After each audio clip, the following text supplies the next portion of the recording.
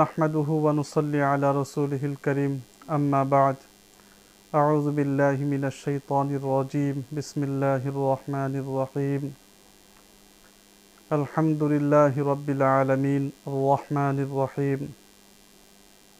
প্রিয় বন্ধুগণ, আজকে আমি আপনাদের সম্মুখে কোরআনুল কারীম থেকে সূরাতুল ফাতিহা নামক সূরার বিষয়ে আলোচনা করব ইনশাআল্লাহ। তার পূর্বে আমি আপনাদের সম্মুখে তাসমিয়া অর্থাৎ বিসমিল্লাহির রহমানির রহিম এই বিষয়ে আলোচনা করব। যেহেতু ইয়ার পূর্বে হযরত মুফতি আব্দুল খালিক দামাত বারকাতুহুমুল আলিয়া উনি তাআউযুদ অর্থাৎ আউযু বিল্লাহি মিনাশ শাইতানির রাজীম এই বিষয়ে আলোচনা করেছেন। আমি বিসমিল্লাহির রহমানির রহিমের বিষয় নিয়ে কয়েকটি কথা বলবো। সর্বপ্রথম তো হলো যে বিসমিল্লাহির রহমানির রহিম এর অর্থ কি। ওই আল্লাহর নামে শুরু করছি যিনি সকলের প্রতি দয়াবান ও পরম করুণাময়। কোরআন শরীফ পড়া শুরু করার সময় এবং কি যে কোনো বিভিন্ন ধরনের যে কাজ আপনি করবেন সেই কাজের পূর্বে যদি নেক কাজ হয়, ভালো কাজ হয়, তাহলে বিসমিল্লাহ বলা। এক হাদিসের মধ্যে আসছে আল জামিউস সাগীর নামক একটি কিতাব, সেখানে ৬২৬৬ নম্বর হাদিসের মধ্যে উল্লেখিত আছে, প্রত্যেক এমন কাজ যেগুলা ফজিলতপূর্ণ যদি বিসমিল্লাহ না বলা হয় তার শুরুতে, সে কাজটা মুকাম্মল হয় না। আর এটা আমরা সবাই জানি, কোরআন শরীফ তো সর্বোচ্চ মর্যাদাবান কাজ, কোরআন শরীফ তেলাওয়াত করা, তাই কোরআন শরীফ তেলাওয়াতের পূর্বে বিসমিল্লাহ বলা সুন্নত। তারপরে বলবো যে বিসমিল্লাহির রহমানির রহিম এই বিসমিল্লাহ সূরা তাওবা ব্যতীত অন্য যত সূরা কোরআন শরীফের মধ্যে আসছে সমস্ত সূরার মধ্যেই বিসমিল্লাহ প্রথমে রয়েছে। গতিকে এই বিসমিল্লাহির রহমানির রহিম সমস্ত সূরার অংশ না অন্য কিছু? তো কোনো কোনো ইমামগণ বলেন যে সমস্ত প্রত্যেক সূরার আরম্ভণীতে যে বিসমিল্লাহ, ওই বিসমিল্লাহটা অংশ। কিন্তু ইমাম আবু হানিফা রাহিমাহুল্লাহ উনি বলেছেন যে সূরা নরমালের মধ্যে তো অবশ্যই বিসমিল্লাহ রয়েছে, তার বাইরে অন্য কোনো সূরারই অংশ বিসমিল্লাহির রহমানির রহিম নয়। এই বিসমিল্লাহির রহমানির রহিম হলো দুই সূরার মাঝখানে পৃথক করার জন্য বিসমিল্লাহির রহমানির রহিম নাজিল করা হয়েছে। সূরা ফাতিহার বিষয়ে ইমাম শাফিঈ রাহিমাহুল্লাহ ওনার রায় হলো যে সূরা ফাতিহার প্রথম আয়াত যেটা সেটা হলো বিসমিল্লাহির রহমানির রহিম, কিন্তু ইমাম আবু হানিফা রাহিমাহুল্লাহ বলেন নাই, এই সূরা ফাতিহারও অর্থাৎ আলহামদুলিল্লাহ সূরা, এই সূরারও প্রথম আয়াত আলহামদুলিল্লাহ বিসমিল্লাহ নয়। এর জন্য হাদিস প্রমাণিত রয়েছে। বুখারী শরীফের মধ্যে একটি হাদিস রয়েছে হযরত আনাস রাদিয়াল্লাহু তাআলা আনহু থেকে বর্ণিত। আনাস বলেছেন, আমি হযরত রাসূল আকরাম সাল্লাল্লাহু আলাইহি সাল্লাম, আবু বকর, ওমর রাদিয়াল্লাহু তাআলা আনহুমা এদের পিছনে নামাজ পড়েছি, আর তারা নামাজ আরম্ভ করেছে আলহামদুলিল্লাহ দ্বারায়। এর দ্বারাই বোঝা যায় যদি বিসমিল্লাহির রহমানির রহিম সূরা ফাতিহার অংশ হতো তাহলে অবশ্যই জেহেরি যেগুলা কেরাত জুড়ে যেগুলা নামাজের মধ্যে তিলাওয়াত করতে হয় সেখানে বিসমিল্লাহ দিয়ে আরম্ভ করত। আমরা বিসমিল্লাহর বিষয়ে দুই একটি কথা আলোচনা শুনলাম। এখন আসুন সূরা ফাতিহার বিষয়ে কিছু আলোচনা করা যাক। সূরা ফাতিহা, ফাতিহা শব্দের অর্থ হচ্ছে বাংলা ভাষায় ভূমিকা, অর্থাৎ ফাতিহাতুল কিতাব, এর মানে হচ্ছে গ্রন্থের সূচনা। এই সূরা ফাতিহার বিভিন্ন নাম রয়েছে, তার মধ্যে একটি নাম হলো সালাত। মুসলিম শরীফের মধ্যে ৭৬৪ নম্বর হাদিসের মধ্যে উল্লেখিত রয়েছে যে রাসূল আকরাম সাল্লাল্লাহু আলাইহি সাল্লাম বলেছেন, আল্লাহ তাআলা বলেন যে সূরা সালাতকে আমি অর্ধেক অর্ধেক করে ভাগ করে নিয়েছি। আর সালাত শব্দের অর্থ এখানে সূরা ফাতিহাকে নেওয়া হয়েছে। আর এই হাদিসের মধ্যে প্রথম ভাগে অর্থাৎ মুসলিম শরীফের ৭৬৪ নম্বর হাদিসের ওখানে এই সূরাকে, সূরা ফাতিহাকে উম্মুল কোরআন বলে সম্বোধন করা হয়েছে। উম্মুল কোরআন অর্থাৎ কোরআন শরীফের সারাংশ, অর্থাৎ সম্পূর্ণ কোরআন শরীফে যা রয়েছে আল্লাহ রাব্বুল আলামিন সংক্ষিপ্ত রূপে সূরা ফাতিহার মধ্যে দিয়ে দিয়েছেন। যেমনভাবে সম্পূর্ণ কোরআন শরীফে ৬টি জিনিস উল্লেখিত করা হয়েছে। এক নম্বরে হলো যে তৌহিদের বিষয়, সূরা ফাতিহার মধ্যেও তৌহিদের বিষয় রয়েছে, আলহামদুলিল্লাহি রাব্বিল আলামিন আর রহমানির রহিম। আর কি বলা হয়েছে? কিয়ামতের বিষয়, কিয়ামতের বিষয় সূরা ফাতিহার মধ্যে বলা হয়েছে মালিক ইয়াউমিদ্দিন। কোরআন শরীফের মধ্যে ইবাদতের কথা বলা হয়েছে, ইবাদত কিভাবে করা লাগবে সূরা ফাতিহার মধ্যেও বলেছে ইয়্যাকা না'বুদু। কোরআন শরীফের মধ্যে রিসালাতের কথা বলা হয়েছে এবং কি যারা মানবে, আল্লাহর হুকুম মেনে চলবে, তাদের কথা আলোচনা করা হয়েছে। সূরা ফাতিহার মধ্যেও বলা হয়েছে সিরাতাল্লাযীনা আন'আমতা আলাইহিম। এখানে রিসালাত এবং কি যারা মানবে তাদের বিষয়ে আলোচনা করা হয়েছে। কোরআন শরীফে যারা অমান্য করবে কথা, তাদের কি শাস্তি, এই শাস্তির বিষয়ে কোরআন শরীফে বিভিন্ন জায়গা আছে, সূরা ফাতিহার মধ্যে রয়েছে। সেটা হলো কি গায়রিল মাগদুবি আলাইহিম ওয়ালাদ-দাল্লিন। তাহলে এই জন্যই এই সূরাকে উম্মুল কোরআন বলা হয়েছে। এই সূরার অন্য আরো অনেক নাম রয়েছে, তার মধ্যে একটি নাম হলো সূরাতুশ শিফা। বুখারী শরীফের মধ্যে 5007 নম্বর হাদিস এবং কি বুখারী শরীফের আরো কয়েকটি হাদিসের মধ্যে উল্লেখিত রয়েছে। হযরত আবু সাঈদ খুদরি রাদিয়াল্লাহু তাআলা আনহু এবং কি সাহাবায়ে কেরাম এক জায়গায় সফরে গিয়েছিলেন, সেখানে এক ব্যক্তিকে সাপে কাটছিল, আর আবু সাঈদ খুদরি রাদিয়াল্লাহু তাআলা আনহু নাকে ঝাড় ফুঁক দিয়েছিলেন সূরা ফাতিহা পড়ে, আর উনি শিফায়াব হয়েছিলেন, অর্থাৎ তিনার বেমার আল্লাহ তাআলা শিফা করে দিয়েছিলেন। তার জন্য এই সূরার নাম সূরাতুশ শিফা। এই সূরার নাম কোরআন শরীফের মধ্যে উল্লেখিত রয়েছে ওয়ালাকাদ আতাইনাকা সাবআম মিনাল মাথানি ওয়াল কুরআনাল আযীম। আল্লাহ রাব্বুল আলামিন সূরাতুল হিজরের মধ্যে এই সূরার নাম দুইটি নাম বলা হয়েছে, সাবআ মাথানি এবং অর্থাৎ বারবার পড়া এবং কি ওয়াল কুরআনুল আযীম। বুখারী শরীফের মধ্যেও 4474 নম্বর হাদিসে একই কথা উল্লেখ করা হয়েছে যে সূরা ফাতিহা এইটাই হিয়া আযম সূরা, অর্থাৎ এই সূরাটাই হলো আযম সূরা এবং কি সাবআ মাথানি, এটা বুখারী শরীফের মধ্যে উল্লেখিত রয়েছে। এবং কি আরো অনেক নাম রয়েছে। তাফসীরে বাইজাবির মধ্যে তো সূরা ফাতিহার 14টি নাম, অন্যান্য তাফসীরের কিতাবের মধ্যে আরো অনেক নাম রয়েছে। তার মধ্যে আসাসুল কোরআন, সূরা কানজ, সূরা ওয়াফিয়া, সূরা কাফিয়া, সূরা হামদ, সূরা শুকর, সূরা তালিমে মাসআলা, সূরা দোয়া, এখানে দোয়াও শিক্ষা দেওয়া হয়েছে এবং কিভাবে আল্লাহ রাব্বুল আলামিনের কাছে চাইতে হবে সেই কথাও আল্লাহ রাব্বুল আলামিন শিক্ষা দিয়েছেন। সূরা ফাতিহার নাম যেহেতু অনেকগুলা, এর অর্থ হলো যে সূরা ফাতিহার অনেক ফজিলত রয়েছে। আমি ফজিলত নতুন করে বলার কোনো প্রয়োজন নাই। এখন আসুন সূরা ফাতিহার সংক্ষিপ্ত তাফসীর। সর্বপ্রথম রয়েছে আলহামদু, এখানে আলিফ লাম রয়েছে ইস্তাগরাকিয়া, অর্থাৎ সমস্ত প্রশংসা। আলহামদু মানে প্রশংসা নিজস্ব কামালাতের জন্য, অন্য কেউ থেকে নেওয়া না বা অন্য কেউই দেয় নাই তাকে। যেহেতু আল্লাহ রাব্বুল আলামিন সমস্ত মখলুককে যার যে সৌন্দর্যতার জন্য, যার যে কাজের জন্য প্রশংসিত হয়, সমস্ত কিছু আল্লাহ দেনেওয়ালা, গতিকে সমস্ত প্রশংসার মালিক তো শুধু আল্লাহই হবে। তাই আয়াতের দ্বারাই বোঝা যায় যে সমস্ত ধরনের প্রশংসা যদি আল্লাহর জন্যই হয়, এখানে দ্বারাই বোঝা যায় যে তৌহিদে উলুহিয়াত অর্থাৎ ইবাদতের লায়ক, বন্দিগির লায়ক কেবলমাত্র আল্লাহ রাব্বুল আলামিন। তারপরে আছে রব। রব শব্দের অর্থ হলো প্রতিপালক, অর্থাৎ কোনো কিছুকে শূন্য থেকে অস্তিত্ব দেওয়া, অস্তিত্ব যেন থাকে তার জন্যে ধীরে ধীরে তার মঙ্গলের দিকে লক্ষ্য করে ধীরে ধীরে পর্যায়ক্রমে সামনের দিকে অগ্রসর করা এবং কি উন্নতির চরম শিখরে পৌঁছে দেওয়াকে বোঝায়। এই যে আল্লাহ রাব্বুল আলামিন একজনকে সৃষ্টি করলেন এবং কি লালন পালনের জন্য ব্যবস্থা, অনেক কিছু ব্যবস্থা করলেন, তারপরে তার উদ্দেশ্য পর্যন্ত আল্লাহ তাআলা পৌঁছাই দিলেন, এটা আল্লাহ ব্যতীত আর কেউ করতে পারে না। রব্বিল আলামিন, জগতের সমষ্টিকে আলম বলা হয়, এই হিসাবে তো এই আলমের বহু বচন আসে না, কিন্তু আয়াতের মধ্যে আলম বলা হয়েছে প্রত্যেক সম্প্রদায়কে, যেমনভাবে আলমে জিন, আলমে ইনস, আলমে ফেরেশতা, জিন জাতি, মানব জাতি এবং কি ফেরেশতাকুল ইত্যাদি। এখানে সমস্ত ধরনের মখলুকের যেগুলা জাতি রয়েছে, সমস্ত জাতিকে এক একটা আলম হিসাবে বোঝানো হয়েছে, তার জন্য এখানে আলামিন বলা হয়েছে। এর অর্থ হলো যে আল্লাহ রাব্বুল আলামিন যেহেতু প্রতিপালক, সবাইকে সৃষ্টি করেছেন, অর্থাৎ সমস্ত আলমের সবাইকে আল্লাহ রাব্বুল আলামিন সৃষ্টি করেছেন।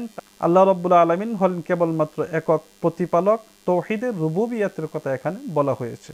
এখন একটি প্রশ্ন, ছোট্ট একটি প্রশ্ন এটা আসতে পারে যে আল্লাহ রাব্বুল আলামিনের জন্যই সমস্ত ধরনের প্রশংসা কেন করা লাগবে?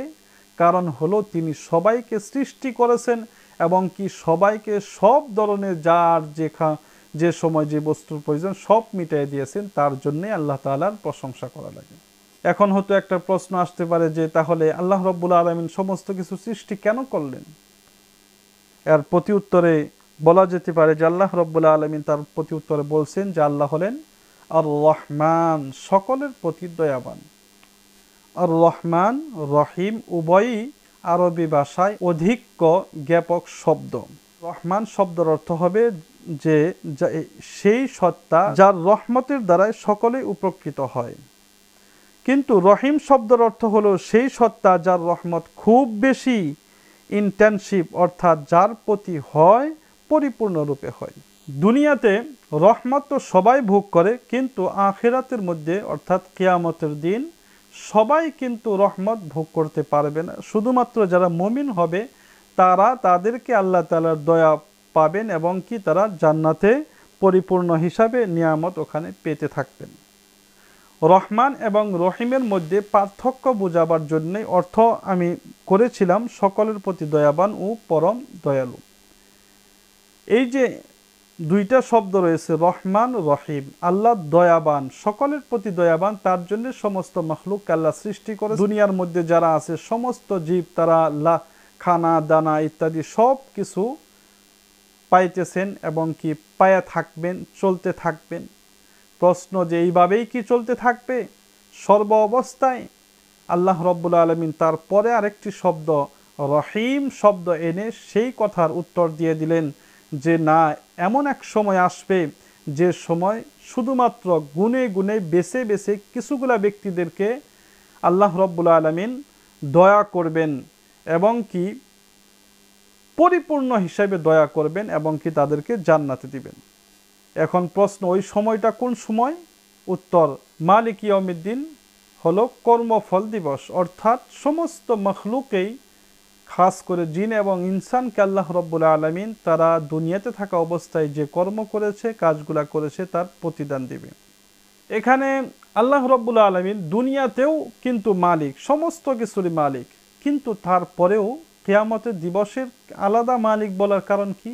এর কারণ হলো দুনিয়ার সব বস্তুরই মালিক যদিও, কিন্তু দুনিয়ার মধ্যে প্রত্যেককেই বাহ্যিক হিসাবে মালিক দেওয়া হয়েছে। যেরকমভাবে আমার বাড়ি অমুকের বাড়ি, তমুকের বাড়ি, আমার গাড়ি বা অনেক কিছু এরকম বলা হয়, যদিও আল্লাহই মালিক সমস্ত কিছুর, কিন্তু এভাবে বলা হয়। কিয়ামতের দিন এমন হবে কোনো একজন ব্যক্তি কোনো ধরনের মালিকত্ব দাবি করবে না, কারো থাকবে না, সমস্ত কিছু মালিক জাহিরি হিসাবে এবং কি আসলিয়াত হিসাবেও আল্লাহ রাব্বুল আলামিন এর মালিক হবে। তার জন্য কিয়ামতের দিনকে মালিক ইয়াউমিদ্দিন বলা হয়েছে, যে কিয়ামতের দিনের মালিক হবে। এখন একটা এনে প্রশ্ন আসতে পারে যে আল্লাহ কিয়ামতের দিন সমস্ত কিছুরই বদলা দিবে, এখানে যে আল্লাহ রহিম হবে, দয়াবান হবে, এর প্রমাণ কি? আল্লাহ রাব্বুল আলামিন তার জন্য শব্দ এনেছে মালিক। কাজী যদি থাকে, জজ যদি থাকে, তাহলে তার নির্ধারিত নিয়ম কানুনের বাইরে সে যাইতে পারে না। কিন্তু মালিক এমন এক সত্তা যিনি ইচ্ছা করলে মুজরিমিনকেও মাফ করে দিতে পারে এবং কি গুনাহ যদি নাও থাকে তাও তাকে শাস্তি দিতে পারে। যেমনভাবে একটা উদাহরণ, কারো বাড়িতে যদি চুরি করা হয় তাহলে কুড়ে যাওয়ার পরে তো জজ যেভাবে নিয়ম কানুন আছে সেইভাবে, হিন্দুস্তানের যে আইন রয়েছে সেইভাবে তার ফায়সালা করবে। কিন্তু যদি চোর, যার বাড়িতে চুর করছে, সে যদি বলে যে আমি চোরকে মাফ করে দিলাম, তাহলে কোনো মামলা থাকবে না। এর দ্বারাই বোঝা যাচ্ছে যে মালিক শব্দের অর্থর দ্বারাই আমরা কেবলমাত্র এই জন্যে তো আল্লাহর রহমতের আশা করি যে আল্লাহ মালিক হবেন, যদিও গুনাহ করি তারপরেও মাফ করে দেওয়ার আশা রয়েছে। এখন একটি প্রশ্ন আসতে পারে যে কাদের উপরে আল্লাহ রব্বুল আলামিন দয়া করবে? কোন এমন ব্যক্তি যাদের উপরে আল্লাহ রব্বুল আলামিন দয়া করবে? কেমন ধরনের ব্যক্তি? আল্লাহ রব্বুল আলামিন বলেছেন ইয়্যাকা না'বুদু। হযরত আব্দুল্লাহ ইবনে আব্বাস রাদিয়াল্লাহু তাআলা আনহুমা উনি বলেছেন এই আয়াতের অর্থ আমরা তোমারই ইবাদত করি, তুমি ছাড়া, তুমি ব্যতীত অন্য কারো ইবাদত করি না। এখানে প্রশ্ন আসতে পারে যে আমরা তো আল্লাহ রব্বুল আলামিনের রহিমের দয়ার ভান্ডার যদি আমরা পেতে চাই তাহলে আমাদের কিভাবে ইবাদত করতে হবে?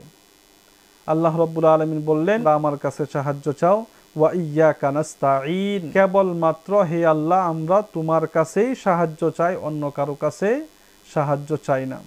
আর এটা হয় উচিত, যেহেতু আল্লাহ রাব্বুল আলামিন আমাদেরকে সৃষ্টি করলেন, লালন পালন করলেন তার দয়ার জন্যেই, এবং কি কিয়ামতের দিন বদলাও যেহেতু আল্লাহ রাব্বুল আলামিন দিবেন। এখন আমরা অসহায়, যে আল্লাহ ব্যতীত তো আমাদের কিছুই নাই, তার জন্য আমাদের বলা উচিত কেবলমাত্র আমরা তোমারই ইবাদত করি এবং কি তোমার কাছেই সহায় চাই। ইবাদত করতে হলে আল্লাহর কাছে সহায় চেতে হবে। আল্লাহ ব্যতীত অন্য কারো কাছে সাহায্য এইভাবে চাওয়া যাবে না, দুই ধরনের মনে করে আল্লাহর ব্যতীত অন্য কারো কাছে সাহায্য চাওয়া যাবে না। যে ওই ব্যক্তিকে আল্লাহ যত শক্তিশালী অত শক্তিশালী মনে করে, যে আল্লাহ যদি রোগ ভালো করতে পারে তাহলে ডাক্তারে পারবে, সেম টু সেম পাওয়ার যদি মনে করা হয় তাহলে এটা শিরিক হবে। এই ধরনের সাহায্য অন্য কারো কাছে চাওয়া যাবে না। আরেকটি রয়েছে, দ্বিতীয় নম্বর হলো যে আল্লাহকে তো ঠিক আছে, ও তো ওয়াল্লাহু আলা কুল্লি শাইইন কাদির, আল্লাহ কাদিরে মুতলাক, কিন্তু আল্লাহ রাব্বুল আলামিন অমুক বুজুর্গকে, অমুক নবীকে এবং কি অমুককে আল্লাহ রাব্বুল আলামিন এই ক্ষমতা দিয়েছে যে সে রোগকে ভালো করবে, সে সন্তান দিবে, এবং কি তার কাছে আল্লাহ রাব্বুল আলামিন ইখতিয়ার দিয়ে দিয়েছেন, সে যখন যেভাবে ইচ্ছা সেভাবে দিতে পারবে। এই কথা মনে করেও যদি কারোর কাছে সাহায্য চাওয়া হয় তাহলেও সেটা জায়েজ হবে না। এছাড়া অন্য কারণে যে না আল্লাহ তো রোগ ভালো করবে, কিন্তু জরিয়া আসবাব নিতে হবে ডাক্তারের কাছে থেকে ওষুধ, এইভাবে যদি কারো কাছে সাহায্য চাওয়া হয় যে আল্লাহ সহায় করবে, টাকার ব্যবস্থা তো আল্লাহ করবে, কিন্তু আমার রুজি রোজগার কামাইতে হবে, বিজনেস করতে হবে, যে কোনো বস্তুর প্রয়োজন পড়লে অন্য কারো কাছে চাইতে হবে, এর জরিয়ে করে আল্লাহ আমাকে পূরণ করবে। এই ধারণা রাখলে কোনো সমস্যা নাই। এর বাইরে যদি ধারণা থাকে তাহলে সমস্যা হবে।